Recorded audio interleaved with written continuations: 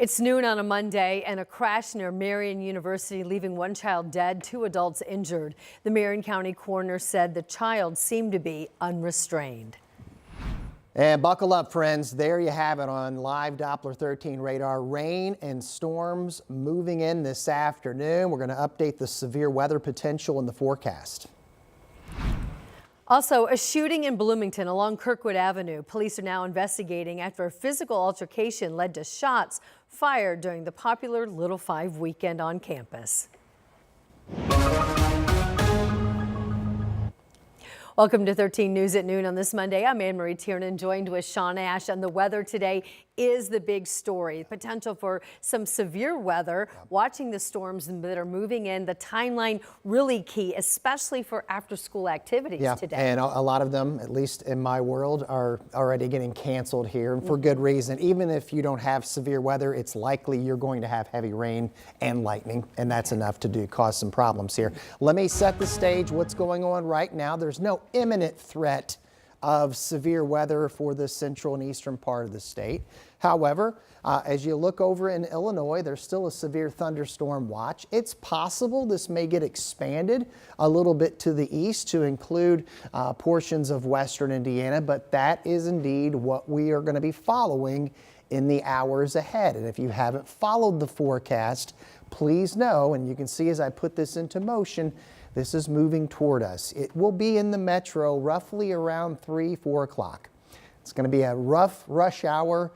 And as Ann mentioned, a lot of after-school activities are going to be highly impacted by this, even if it doesn't produce warnings. But there's a likelihood that that's going to happen along and especially west of I-65 in the coming hours here.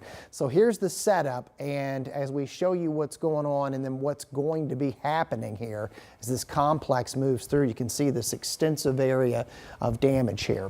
Coming up, I'll have Future Track 13. We'll give you when this will be moving out, and then the 7-day is full of the coolest air we've had in quite a while coming up here in just a few minutes. All right, Sean, thank you. We do have some sad news to report this noon hour. One child is dead after a crash that occurred Sunday afternoon in the city. The Marion County Coroner's Office identifying that little child as 1-year-old Elian Pastora Sanchez, describing him as an unrestrained passenger in one of the cars that was involved in the accident. It happened near Riverside Park and near the Marion University, that's northwest near 30th and Cold Spring Road. When you look at the crash scene there, you can see the cars were badly damaged. Officers there investigating. 2 adults injured in the crash. They're in the hospital in stable condition. As we learn more about what led up to this incident, we'll bring it to you on all WTHR platforms. Also today, we now know the name of the person killed in a shooting and a crash that occurred over the weekend on the east side. The coroner now IDing that man is 29-year-old Nehemiah Golson. The incident happened just after midnight Saturday near 10th and Emerson. Metro Police say this pickup truck crashed through the side of a building that was next to a gas station, and then Golson died at the scene. Metro Police now say he was shot. There was a 15-year-old boy also inside that truck. He's now at the hospital receiving treatment. 13 News went back to the scene in the daylight hours and found the building damaged. It was one that housed a daycare. Boards now covering that part of the building where the truck ran into it. This afternoon, IMPD is investigating a shooting on the south side that happened just before 11:30 last night on Southeast Street near East Thompson Road. We're told officers responded to the scene and found a person shot in stable condition. They went to the hospital. Their condition downgraded to critical. At this time, no other information is being released. We'll bring you new information as it comes into us on all WTHR platforms. And now to a disappointing and terrifying scene in Bloomington. Our continuing coverage now as over the weekend, police say multiple people were hit by gunfire as a crowd on Kirkwood ran for cover. It all happened during the very popular Little 500 weekend. We're now following new developments on the mass shooting near that IU campus. Our Ashton Hackman talked with police there about what sparked the violence. Bloomington police tell us a fight between 2 females here outside the Five Guys on Kirkwood Avenue escalated to gunfire. In all, 5 people were hit by bullets and several others injured in the chaos that followed. Officers were already on crowd control when the shots went off. Attention all units, BPD is working 3 confirmed gunshot victims on Kirkwood. During the fight, police say surveillance and cell phone video show at least 2 men pull out handguns before firing off shots. One of the bullets hit a 20-year-old woman in the torso. She's in the hospital, said to be stable. Police say bullet fragments hit 4 other females. They start fighting, it's just big commotion, it's a group of people, and then shots went off. Bloomington and IU officials confirm none of the victims were IU students. Police don't know what started the fight and had no descriptions of the 2 male suspects. We're not sure what the shooters were aiming at, but the people who were injured, we do not believe were involved in the initial altercation. When violence happens in our community, our entire community is impacted. Whether you're a resident, a visitor, an alum, or a first responder. City leaders say guns can put innocent bystanders in the crossfire. Guns aren't welcome, violence isn't welcome, but coming and having a good time is. As police track down the suspected shooters, city leaders are already assessing safety plans for next year's Little 500 weekend. We'll be reviewing everything that happened. Anything that we possibly can do to improve safety, we will be doing it.